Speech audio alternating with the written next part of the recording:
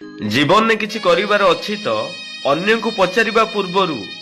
थरे निजकु प्रश्न पचारि देखंतु एबे मते बयस केते हेलानी मु एबे कोन करूची आगामी 5 वर्ष रे मु केउठी थिबी एबे मो पाखरे कोन कोन अछि मु मो भविष्यत पई कोन चिंता करिछि दिन को 350 टंका रे मजूरी लागी कोन 10,000 टंका रे मो परिवार चलई पारिबी लोक माने मते सम्मान देउछंती कि नाही से विषय रे चिंता न करी भविष्यत पई किछि करिबाकू हेबो धन अर्जन समस्ते करंती मला परे धन नुहे कर्म ही साथी रे जाए सेथि पई आलस्य को त्याग करी मोबाइल देखिबा कम करी कठिन परिश्रम करिबाकू चेष्टा करूची